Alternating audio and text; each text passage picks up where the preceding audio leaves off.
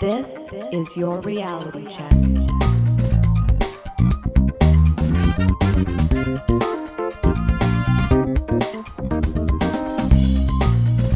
Hi everyone, and welcome to The Reality Check, the weekly Canadian show that explores a wide range of controversies and curiosities using science and critical thinking.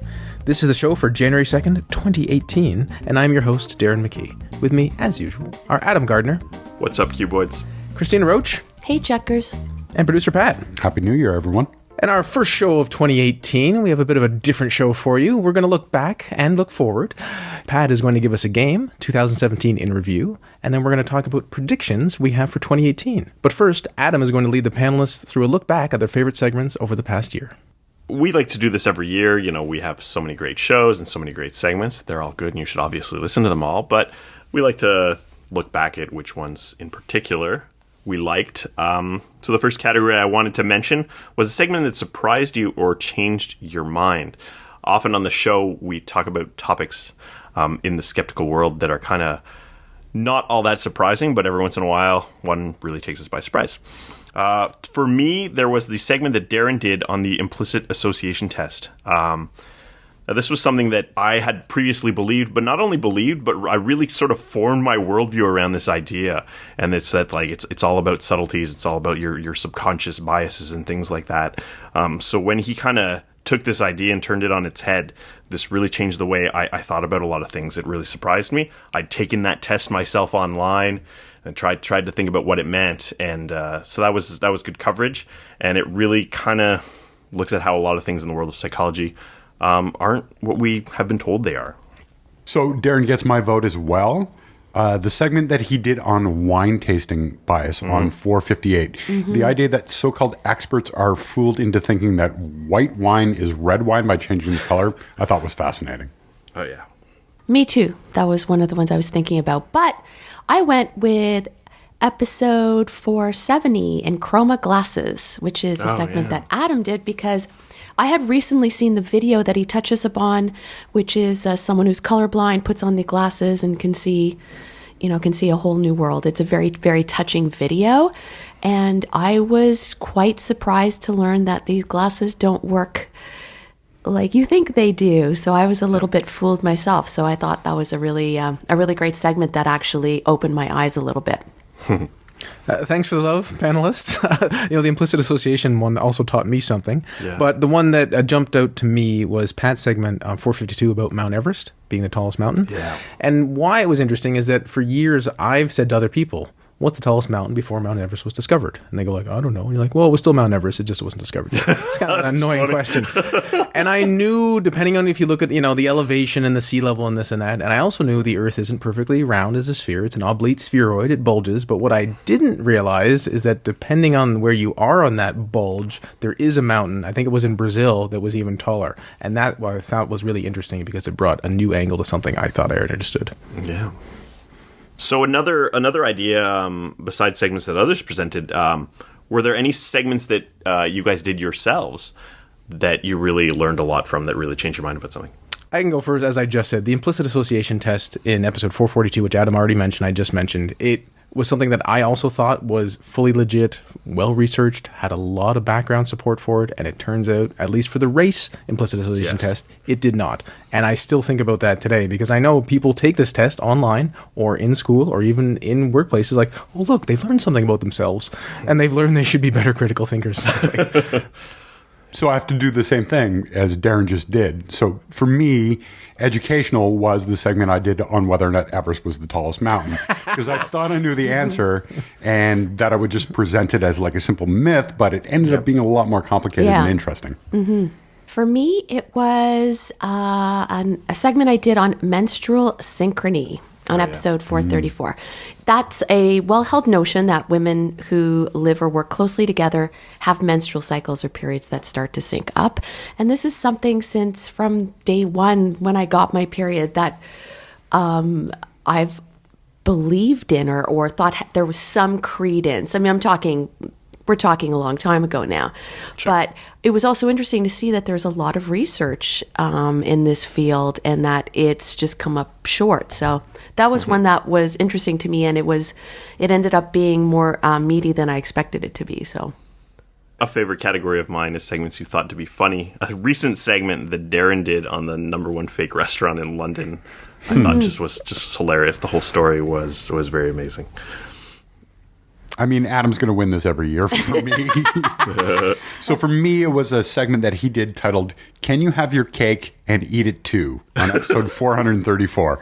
And off the top, it seemed so silly, and it was pretty silly. But before I knew it, Adam was telling us about Ted Kaczynski. Right.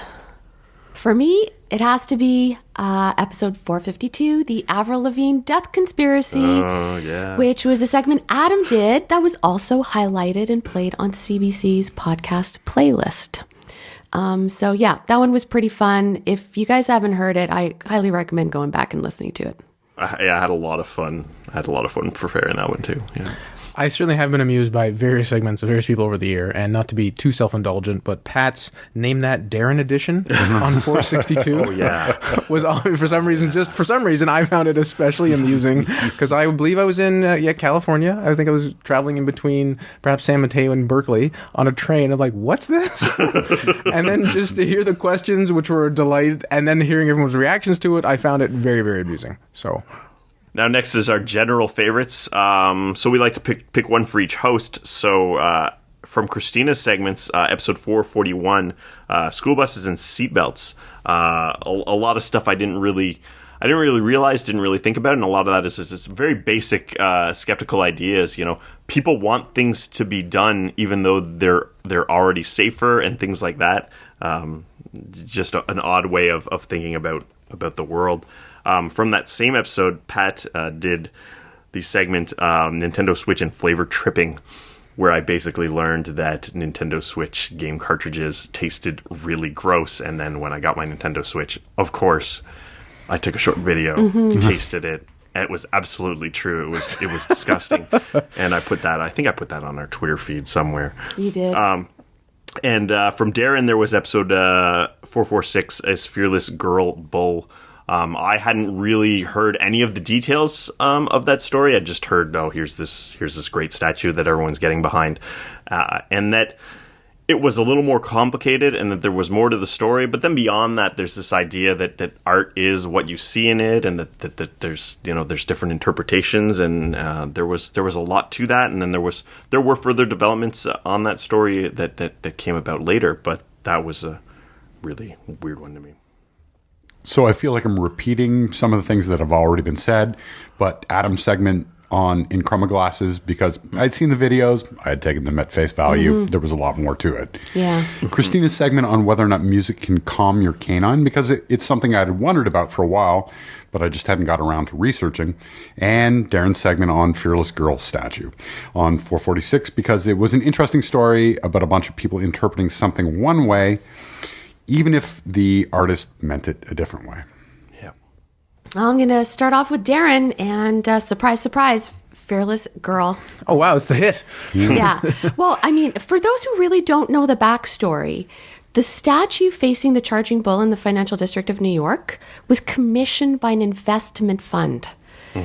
So I saw a lot of jibber jabber about this on Twitter, and people were so angry that anyone was suggesting that that they should take away this statue. And it was just so interesting. As Darren wrapped up that segment, he said, yeah, you really need to do your research and see. And the original bull statue was an act of guerrilla art. Right? Yes. And the Fearless Girl was not. Yeah. Check out the episode. Super interesting. Yeah. I would say for Adam, episode 460, the consequence of animal activism, when he touches upon the mink farm. Yeah. That one was particularly sad because it just highlights that, once again, people think they're doing the right thing or they're doing something good, and the consequences were not so good in this case. And as far as Pat is concerned, I have to pick episode 476, Spot the Fake Fact. That was one of my favorite things you did this year. As like, you have so many great segments, all of you guys do, but that game was so much fun because some of the options were so ridiculous, and I think as someone who is involved in the critical thinking movement, I'm always really, I love stuff that challenges me, that sounds so ridiculous, but is true.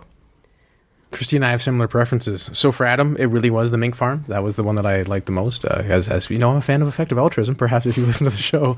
And it's realization that good intentions are not enough. And I had a backup in case someone else chose mine. I did like the assessment on 469, whether the computer program can determine whether you're gay, just because you can bring like a clear level head to just analyzing the information. Like, can it do it? Can it not?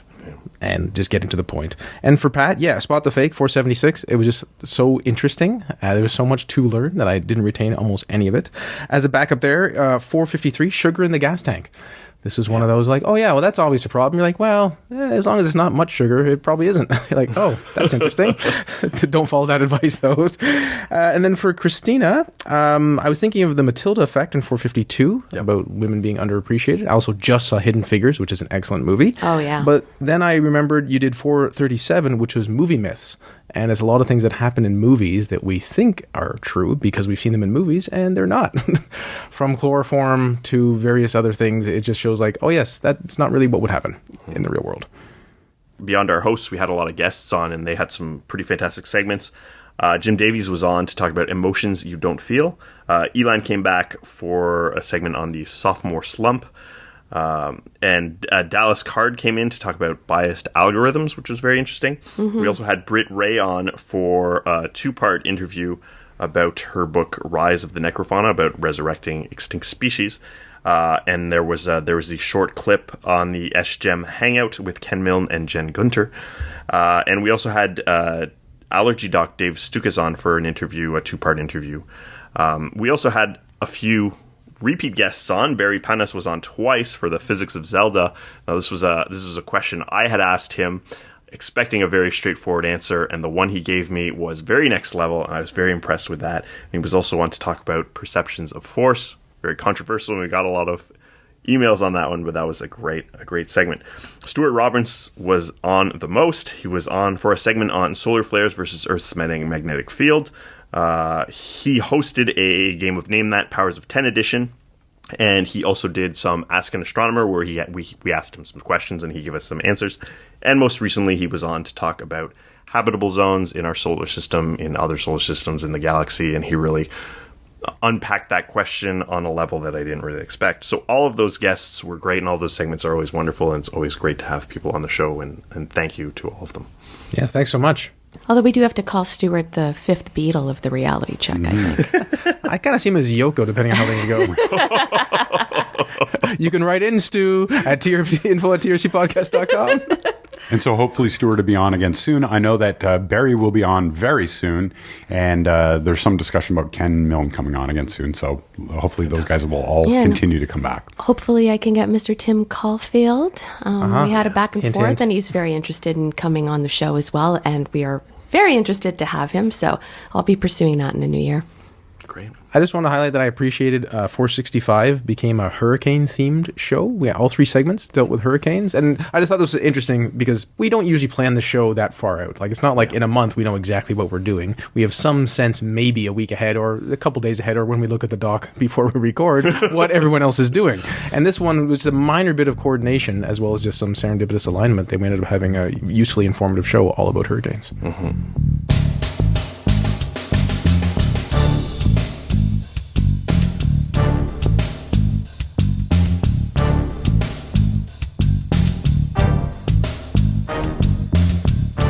Now we turn to Pat for a game of 2017, a look back. All right, here we go with another edition of everyone's favorite mostly guessing game, Name That. We've done this the last couple years in a row, so again this year I bring you Name That, the internet of 2017. We have 5 questions. As usual, I'll give you a piece of information and then I'll ask you to name that from the choices provided. I've randomly chosen the order and we will rotate. First, Christina, name that. What was the top Google search worldwide in 2017? A, Hurricane Irma, B, iPhone 10, C, fidget spinner, or D, Tom Petty? These always seem like they should be obvious or easy, and they never are. I'm surprised by any of these. Yeah, that these are the top 4. I'm going to go with B, iPhone 10. Christina says B. Next is Adam. I know it sounds completely implausible, but anyone who knows children will know that fidget spinners was an amazing force this year, so I'm going to go with fidget spinners. Adam says C. And lastly, Darren. Well, I'll just pick Irma for diversity, if nothing else. Darren says A, and Darren is correct. What? Hurricane Irma. iPhone 10 was number 3. Fidget spinner was number 8. Oh. Tom Petty was number 7. Rounding out the top 5 were iPhone 8 at number 2, Matt Lauer at number 4, and Meghan Markle at number 5. Question number 2. Netflix has released a top 10 list of the most binge-watched shows defined as more than 2 hours of watching per session for 2017. Adam, name that. Which was number 1? Was it A, Stranger Things, B, Gilmore Girls, C, American Vandal, or D, Marvel's Iron Fist? Oh, I feel like Iron Fist underperformed greatly. I feel like Stranger Things is the obvious answer because it was new this year. But my sister-in-law is always watching Gilmore Girls, so I think that's funny. I'm gonna go with Gilmore Girls. Adam says B. Next is Darren. I will say Stranger Things, and hopefully Pat can put the music in the background. Darren says A. And lastly, Christina. I think I've got to go with Gilmore Girls just because everyone I know and their sister and dog was talking about that show, even though my instinct is to go with Stranger Things. So Christina agrees with Adam, and the winner of this question is Pat. Oh. What? The answer is C, American Vandal. I don't even know. Gilmore Girls was number 3. Marvel's Iron Fist was number 6. Stranger Things didn't make the top 10. Oh, wow. That's interesting. Rounding out the top 5 were Subura, Blood on Rome at number 2. What? I've never heard of this. 3% at number 4. And 13 Reasons Why at number 5. Oh, I can see that one was pretty controversial. I don't know who watches Netflix. I think that's conclusive. Oh, yeah. I've never seen, I don't even know what American Vandal is. That's why I'm surprised that it was number 1. Question number 3. Darren, name that. What was the top search phrase on Google by Canadians in 2017? A, Tom Petty, B, Hurricane Irma, C, Ottawa Senators, or D, North Korea? I choose A. Just A, E-H. I think that was the option, right? The first one. Irma. Darren says B. Next is Christina. I got to go with Irma as well. B. Christina agrees. And lastly, Adam. I'm going to go with North Korea. Adam says D. Christina and Darren are correct. The answer is B, Hurricane Irma. Tom Petty was number 3. Ottawa Senators number 4. North Korea was number 5. Number 2, Meghan Markle. Question number 4. YouTube has put out a list of their most watched videos of 2017. Christina, name that. Which was number 1? A, The Masked Singer, Until We Become Dust. B, Ed Sheeran's Carpool Karaoke. C, Lady Gaga's halftime performance at the Super Bowl. Or D, Children Interrupt BBC News Interview. Oh, shoot.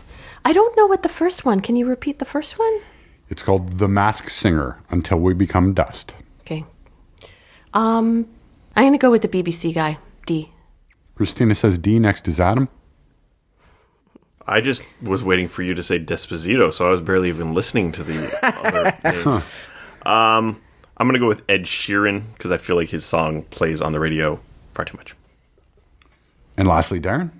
Interesting set of choices. I really don't feel firmly about any of it, but I enjoyed the BBC interruptions so much. I'll pick the one with the kids.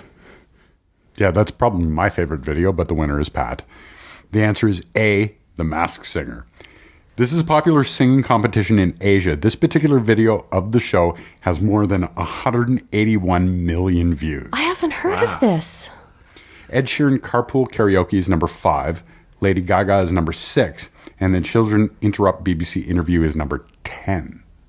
So going into the last question, I have Darren with 2, Christina with 1, and Adam with 0. Adam, what was the top Google search worldwide starting with how to? Name that. Is it A, how to watch the solar eclipse? B, how to buy Bitcoin? C, how to make a fidget spinner? Or D, how to make slime? I know children who make slime and they think that's a thing. So I'm going to go with that, even though it's something that I don't personally feel makes much sense. Adam says D. Next is Darren. Yeah, I don't really know. I'll say Eclipse. Darren says A. And lastly, Christina. I feel like this is a trick question. What was B? How to buy bitcoins. I'm going to go rogue. I'm going to pick B. Christina says Bitcoin, and Adam is correct. Oh. The answer is D. How to make slime. What? Bitcoin was number 3. Fidget spinner was number 5. Solar eclipse was number 6. Rounding of the top 5 are number 2, how to make solar eclipse glasses. Yeah. And number 4, how to watch the Mayweather-McGregor fight. Fascinating. So Darren is your winner. Congratulations, Darren.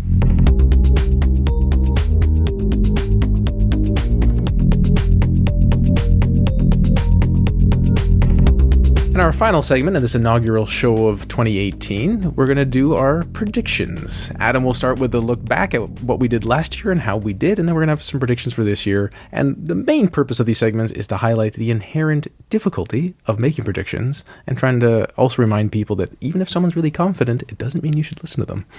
Look at their track record. That's a good point. And we're always honest about these. A lot of people will make predictions, many predictions, and then say, look, I got that one right. Well, we're gonna give you a percentage, tell you just how terrible we are at this. So the first thing we always predict is the top grossing films. So for last year, we specified worldwide numbers and not domestic numbers. The ranking can vary greatly. So domestically, the ranking 1, 2, 3 was Star Wars: The Last Jedi, Beauty and the Beast, and then Wonder Woman. But for worldwide, which is what we were going for, number 1 was Beauty and the Beast, number 2 was The Fate of the Furious, and number 3 was Star Wars: The Last Jedi, even though it's only been out for a couple weeks. So Beauty and the Beast had 504 million domestic, but an additional 759 million foreign. Wow. For a total of $1.2 billion worldwide. Fate and the Furious was an even bigger divide. Domestic only had 225 million. Foreign, over $1 billion. $1 billion, 9 million. For worldwide, that was just under what Beauty and the Beast made of 1.2 billion. Star Wars: The Last Jedi, close to 50-50. Domestic, 517 million. Foreign, 523 million. For about $1 billion worldwide. But that's just as of December 31st. This movie has not been out very long. So I had predicted that Star Wars Episode 8 in the first 2 weeks of its release would make more money than any other movie in 2017. This was true domestically, but false internationally. It was third. Darren predicted that the number 1 movie would be Guardians of the Galaxy Volume 2, which was 4th domestic and 7th worldwide. So not really that close. Not that close in any way. Christina predicted the number 1 movie would be Star Wars Episode 8, but that was 3rd internationally, as we saw, and her second guess was Guardians of the Galaxy number 2, which was 7th worldwide. Pat said number 1, Star Wars, again 3rd. Number 2, Guardians of the Galaxy, again 7th. And for 3rd, he said Fast and the Furious 8, or The Fate and the Furious, as it's called, which was number 2. So that was really close for Pat. He probably did the best out of this category. We didn't do that great.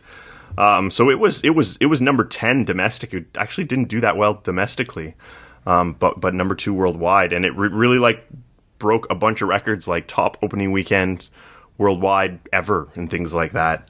So that this movie has a diverse cast, and they like to shoot in a bunch of other countries, and it's just the kind of movie that really appeals on the international stage. But all that said, 0 points for anybody. 0 points for anybody in the first round. Sorry, guys. Next, we have the celebrity death prediction, the category that Darren hates. I predicted that film director Steven Spielberg would die. Thankfully, he is still alive. Christina predicted that Kirk Douglas, 101 years old, would die. He is still alive. And Pat predicted that Bob Barker would die, and he is still alive. So, we are happy that everyone we predicted would die are still alive. For political predictions, we asked the question, what do you think Donald Trump will do? I predicted that he would use a racial slur against a world leader on Twitter. He came under fire in November of this year for referring to Elizabeth Warren, the United States Senator from Massachusetts, as Pocahontas. Now, this doesn't really cover my prediction, because she's not a world leader. And that isn't really what I was getting at. So I'd say that's a miss for me. Darren said that Trump will not be impeached in 2017, even though the people will call for him to be impeached in 2017. And this is correct. Donald Trump has not been impeached. And there likely wasn't a single day in 2017 where someone didn't call for it to happen. He also said that pot would be legalized in Canada. This is incorrect. It is meant to happen in July 2018. Pat predicted that reality TV personality Kevin O'Leary would make a run for the leader of the Conservative Party, but would not win because he doesn't speak French. O'Leary officially entered the leadership race in January 2017. He dropped out in April 2017 because, as he stated, a lack of support in Quebec meant that it would be difficult to beat Trudeau in 2019 if he did win. To me, this sounds like an accurate prediction. So good job, Pat. Pat nailed it. He's glowing right now. I mean, it was an easy prediction, but he still nailed it. Yeah. That's sort of a 2-point win because he not only predicted that he would run, but also Why? the reason for which he wouldn't make it through. For sports predictions, Darren said the Jays would win it all. Wikipedia says they were fourth in the division. He also said the Leafs would make the playoffs, which Wikipedia tells me is correct. So I guess that happened. I don't know. I don't really follow sports. I also like that you checked Wikipedia to figure this out, as I would have had to also. Yes, it's kind of sad, but that is how it is. Darren also said that the NHL would decide not to go to the Olympics. Basically, that NHL players would not play in the Olympics. I didn't understand what this meant, but this was correct. A post on NHL.com from April 2017 states that the NHL will not participate in the 2018 Winter Olympics that are coming up. Bam. Christina predicted that the Raptors would make it past round 2 of the playoffs. From what I gathered on Wikipedia, they lost in round 2 to the Cavaliers, so that is an incorrect prediction. Boo. Pat said the Raptors would be knocked out in the second round, which is correct. And that Cleveland will win the championship again for a second year in a row. And it looks like they lost against the Golden State Warriors, so that would be incorrect. I just wanted to highlight that notice our predictions are not quite of the same style or specificity. This is not because we purposely have different types of predictions, but this is how people do things. Yes. Someone has a more difficult prediction, someone has a bit more narrow prediction, and someone else has one that's a bit more vague. And they're like, oh, look, I got this one right. I didn't get that one. And again, you can just kind of pick and choose. And you could even say, like, as a podcast, we predicted all these things, ignoring the many that we missed. But this is also a strategy. A narrow prediction has a low chance of success, but if you hit it, it's that much more impressive sounding. Yes. So I try to make very specific predictions because of that. Because as you'll see in my tech prediction, I predicted that a man in Japan would marry some kind of device with artificial intelligence and that the marriage would not be legally binding. It took me about 2 seconds of searching Japanese man marries to find this one. In July 2017, a man made headlines in Japan for marrying a VR character from the dating simulator game Nitsuma Lovely X. The ceremony was held in a chapel. The man wore a VR headset and kissed his bride in VR while a woman held out a fake set of lips for him to kiss. Oh, man. So Archer. The future is here. Yeah. He then posed for photos with a cardboard cutout of the VR character. The event was part of a promotion for the game as the studio which designed it called for eligible grooms to volunteer for this ceremony. Needless to say, the marriage was not legal. Japan doesn't have the monopoly on this kind of thing, however. I also found a story with the headline, Chinese man marries robot he built himself. That marriage, again, was not legally binding. People want a self-made man, and what about a man who self-makes his mate? Darren predicted that blockchain technology would increase. He specified, I asked him to be more specific, he said headlines stating that larger structures, banks, and the public sphere were getting on board. Now, I did find a few headlines claiming that banks were getting on board with blockchain. This isn't a topic I follow, but it seems like Bitcoin increased significantly this year with a bit of a dip in December, which still kept it significantly higher than it was at the beginning of 2017. Yeah, I'd definitely give him a win on that. Yeah. This is the first time I've heard about like large banks talking about it. Yeah. Christina mentioned biometric identification technology. She talked about Fingo Pay, which started in Britain using vein authentication, which was more secure than any PIN. And she said basically more stuff like that and iris scanning. I did a search for Fingo and found an app for trying out furniture. Results didn't even include the vein authentication program. So it doesn't look like that particular one is all that relevant in 2017. The Fingo Pay website mentions it launched its first publicly available place in England. Now, it's hard to evaluate like a tech prediction about how biometrics grew. Does anyone have any thoughts on that particular topic? I think we assessed this according to sort of how much of it we've heard, and I didn't hear too much about I biometrics agree. this year. Me neither. Okay, now Christina also talked about VR technology, games pushing the envelope and becoming immersive. Well, a dude married a VR lady. This happened, right? I can't find any metrics on pushing the envelope and becoming immersive, but it does seem like sales for VR are up, but maybe still didn't break through that ceiling. I'd be maybe willing to give this one a pass. Though Apple has really kind of been pushing more VR stuff. Yeah. So, like Apple being a bit of the cutting edge, I might give you half a point on that one. Yeah, I think this is a half point because I think VR is coming. It just hasn't quite crested. Yeah. It's also really interesting to look back on our predictions and things that seemed that were sure shots kind of thing. Yeah. In different fields, or people are so sure that something's going to happen, and then it just falls flat, or it just doesn't. Oh yeah. Now, Pat predicted that Netflix would be bought by a large tech company like Apple or Google. But that has not happened yet. I feel like maybe they're starting to get poised to buy something else rather than get bought. Mm-hmm. Extremely specific and very incorrect, yeah. Now, I came back with an additional tech prediction, and I said that there would be an embarrassing statement by a competitor, that they would have more movies than Netflix, as Netflix continued to have less and less movies and more shows. I couldn't find any articles making this kind of statement. Well, I found a number of articles talking about how the Netflix selection was decreasing. These are mostly dated from 2016, and it doesn't look like any competitor is boasting to have a greater selection. So that's a miss on that one. Finally, we have our science predictions from last year. I predicted that someone would make a weekly proven claim to have cloned a human being. And though this kind of thing comes up every few years, I saw no claims in 2017 that had any significant headlines. Darren predicted there would be 4 eclipses in 2017. We had 4 eclipses, 2 solar, 2 lunar. Nailed it! Yeah, I got a nice look at the solar eclipse from Gatineau. It was quite nice. To be fair, if this was a long time ago, I would be a wizard. Yes. The progress Absolutely. of science marches on, where being able to predict whether the sun or the moon will block out something is pretty cool. Yep. Mm-hmm. Now, Christina predicted a pretty big breakthrough in cancer research. A search for cancer breakthrough yielded 57 million results. I don't know how I could narrow that down. What does the panel think on that one? I'm not aware of any specific breakthrough that made it to headlines beyond probably the nonsense websites that are trying to sell you junk. Sure. Yeah, I when I said major, I meant something that was we were all gonna just kind of go wow, and Like a that real didn't game happen. Okay. Pat predicted that CRISPR would win the Nobel Prize this year in chemistry. Nobel Prize in Chemistry for 2017 was awarded to Jacques Dubochet, Joachim Frank, and Richard Henderson for developing cryo-electron microscopy for the high-resolution structure determination of biomolecules in solution, which is not CRISPR. So, congratulations to them. So basically, success rate, I got 1 in 6 for 17%. Darren got 5 out of 8, 63%. Not bad. Whoa, over half. Christina got 0.5 out of 7, so that's about 7%. Pat got 3 out of 10, 30%. So Darren did a good job with his predicting eclipses and stuff. I just want to say, because things will either happen or they won't, the baseline is 50%. So me getting 63% is obviously a great achievement. Well, you're obviously a wizard. Yeah, you are. It hurts. That's how math works, right? No.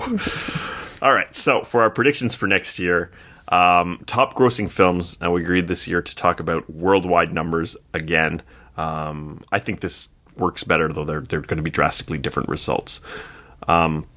I couldn't find anything that really jumped out at me as appealing from the 2018 list of films, so I'm going to guess Avengers Infinity War as number 1. What does everyone else think? Because you said international, and because Star Wars keeps putting stuff out in December, it screws things up. So, yeah, if it was domestic, I pick Star Wars. I think it's Jurassic or Infinity War. So, since you said Infinity War, I'll just say Jurassic. Kip? I'm going with Jurassic. I'm going with Avengers Infinity War. That was my pick. All right. Now I'm going to make a couple side predictions here. I think Solo, a Star Wars story, will have the worst opening weekend for a recent Star Wars film. That's anything since The Force Awakens. And it will have the lowest Rotten Tomatoes score of any theatrically released live-action Star Wars film doing worse than The Phantom Menace's 55%. And yet it will still make $600 to $800 million. I'll make billions of dollars. I don't know. People love that character. Yes. They That's love the thing. Han Solo. Yeah, they do. We'll see. I guess we'll see. In January 2018, people love Han Solo. Let's go on record with it. For celebrity death, my prediction is that actor, puppeteer, and director Frank Oz, best known for playing Yoda and several Muppets, including Grover and Miss Piggy, will die in 2018. Oh, I'm doubling down on Bob Barker. doubling down. I'm going with Prince Philip, Duke of Edinburgh, the Queen's husband. That's a big one. I checked out the handy death list predictions for 2018. That's a thing? It is a thing. I've talked about it before on the show. Oh, my and God. beside each nominee's name, so I think Kirk Nominee? Douglas. Darren Yes. hates this so much. And there's criteria, there's rules, but the top one was Kirk Douglas, I think, for this year. But Well, Vegas But- money would go on him for sure, just because of his age. exactly. But Prince Philip was up there because he's 97, and beside each nominee's name, they list their age and a short description of who they are. So for Kirk Douglas, they'll say actor or Yeah. author or whatever. And the description beside Prince Philip's name read casual racist. That's what they called him. Wow. That's his title. And Darren will once again voice his distaste for this segment. I would like to predict the end of the segment, but that seems unlikely. So I'll say I think the segment would be better balanced out if we ask celebrities which one of our family members would die in this year, and then we might see how we like it. Which TRC panelist do you think will die? Oh, wow. That's No self-fulfilling prophecies. There's too much at stake. political predictions. So my guess is that despite bellyaching by provincial governments and irrelevant opposition parties, marijuana will be legalized in 2018, and as has been the case in many other countries and states where it was legalized, there will be no disastrous consequences. I think it'd be more interesting for us to pick a month. Pick a month Oh, jeez. when you think pot will be legal in Canada. And you could either say federally or provincially or both. October. I'm going to pick September. I'm going to say August. Okay. I'm going to say if it actually happens within the year, it'll happen in October, November. Thinking about political predictions, Ontario, the province where I, Christina, and Pat live, but not Adam, is going to have a provincial election. The Liberals are once again slated to not do that well, but they keep winning every time that happens, so I'm going to say they're going to win again. Okay. And I think in the U.S., the Democrats will probably get the Senate back, but not the House. I have the opposite prediction. I have the Liberals losing in 2018 in Ontario. It would be interesting. I mean, it's not that it's undeserved, but usually what Right. happens is something goes awry at the very end, and there's some larger, less important issue that people glom onto, and that's Yeah. how. My prediction wasn't even a Canadian one. Mine is Joe Biden will announce a run for president Oh, wow. in 2020. Whoa! Okay. In 2018? Well, he'll announce it in typically, 2018.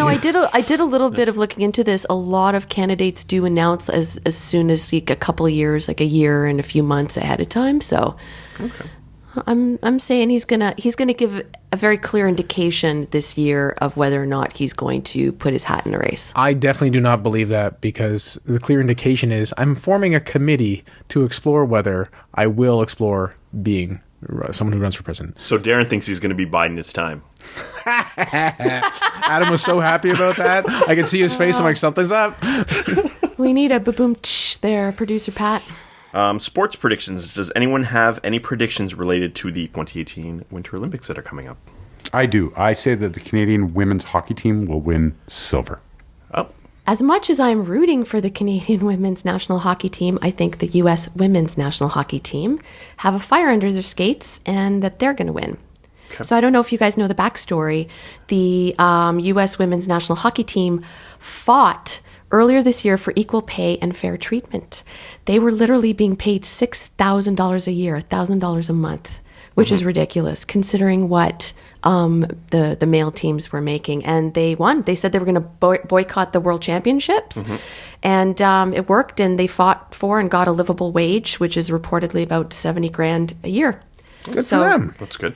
It's amazing, and it's amazing for women's sports in general. So if they do win over the Canadian team, I'll be a little sad, but I didn't ask friends who know more than I for any of their sports predictions, so I don't really have any this year.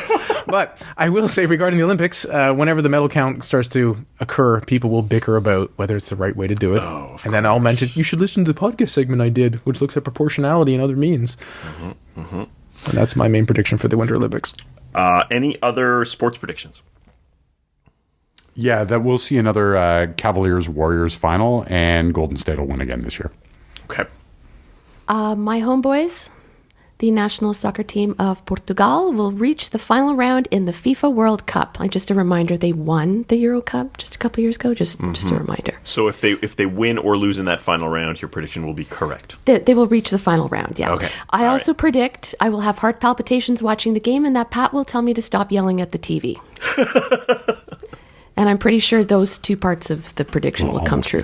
Yeah. Now on to tech predictions. I predict that a well-circulated think piece, and that's 100,000 or more impressions, will make a case for sex with sex bots to be rape.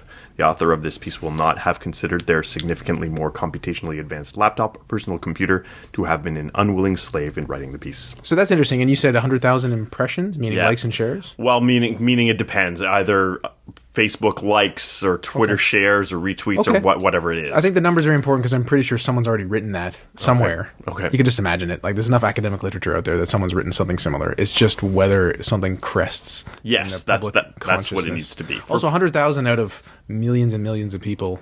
All right, fair. It's a prediction, though. Yeah. Fair enough. That's my metric. I don't have anything particular, but since we were talking about Netflix before, and whether they're going to decline on reducing movies, I don't think that's true at all. I'll say Netflix, I think, is a juggernaut. Yeah. They're going to invest $6 billion in content. They're going to start releasing movies in theaters because they want access to the awards. And they're also going to start releasing movies at the same time at home. Meaning, this is my guess, and I don't have to, we can't assess intentions, but Netflix does not care about theatrical revenue. Their goal is to destroy everyone else. Yeah. And they will just take market share away from everything in any way possible. Like, sure, we'll put it up at home, we'll put it in the theater, we don't care. We have the money, it doesn't matter, and just to destroy everything else. And I think there's some animosity in the industry on that. I've heard that when Netflix movies get screened at festivals, people boo and the logo comes up and stuff like that. Like because they weren't going to release them in theaters, but now they are because they know they have to do that now. Yeah. But also, like, we'll just put out like something like, imagine if it gets to the point where it's, $100 or $200 million movie, then Netflix like, we'll just stream it at home at the same time. Yeah. And just to take money away from everyone else. Well, not for free, but yeah. Well, they better make a movie better than Bright if they want to compete with everybody. Yeah, well, but they did, and they will, right? Who knows? Like, I don't even know if it's like, that's like a rounding error, right? Like, Microsoft spending $50 million on the Xbox and so on. Yeah, their movies haven't been great yet, but they've had a lot of success with the TV. So I think it's just a matter of time till they really, hit the right script and the right director and the right actor. There's also a lot of movies that are made by so-called official studios, which are terrible, right? So, My tech prediction: driverless food delivery cars. We're going to see more of this by the end of next year. So I'm going to say voice is going to be a big deal in 2018. We saw some of this last year, but I think it's going to continue in a big way. Voice-driven applications, voice searching, stuff like Siri and Alexa and OK Google. They're going to be a big deal in 2018. I agree. Everything's going to be more activated from people just walking into their home and saying things. Mm-hmm. So for science predictions, what do you guys have? So I'm saying that the Large Hadron Collider will find hints of a particle that seems to bend the known laws of physics. Ooh. Interesting. I predict Elon Musk is going to do something that everyone's going to freak out about. I just read that on a list too, Christina. Yes. Boy. No, seriously. I think China and India, I know you alluded to this a little bit earlier, Darren. I think that they're going to establish themselves as some serious space power contenders in the world. And I guess then I'll take a guess on the exoplanets being discovered. Apparently we're at about 2,300 right now. Yeah. And I'm going to say we're going to be over 3,500 by the end of 2018. Wow. That's a big jump. Mm-hmm. My specific prediction is that a solar event of some kind would cause significant damage. That's over $1 billion worth of damage, dollars Canadian, to electronic devices on half of the Earth, causing widespread power outage and loss of equipment. Wow. I think it's just a matter of time till that happens, but we'll see if it's from 2018. Now, for other predictions, I just had one Following a number of people's careers being destroyed during 2017's Me Too campaign, a person in the entertainment industry, and I define this as movies, TV, or music, will lose work, and that's a publicly stated firing or cancellation of a contract by a company, not due to anything they did, that being harassment or assault of some kind, but rather due to something they said, such as Matt Damon's recent statements, or didn't say, such as Ben Affleck being criticized for not speaking up, related to assault or harassment in the entertainment industry. Well, thanks, Adam, for doing a lot of quarterbacking on this, and thanks for joining us once again, listeners, for our bit of a look back and the look forward at 2017 and 2018. We'll have a more regular show for you next week, even though I won't be here. So until 2 weeks for me, anyway, think better to act better. Peace out, Cuboids. Stay classy, not smartassy. Good night, everyone. For show notes or to discuss this episode, visit our Facebook page and website at trcpodcast.com. For general inquiries or to send a topic or parody suggestion, email info@trcpodcast.com. Help support the show by leaving a review on iTunes and liking us on Facebook. Follow us on Twitter at TRC_podcast.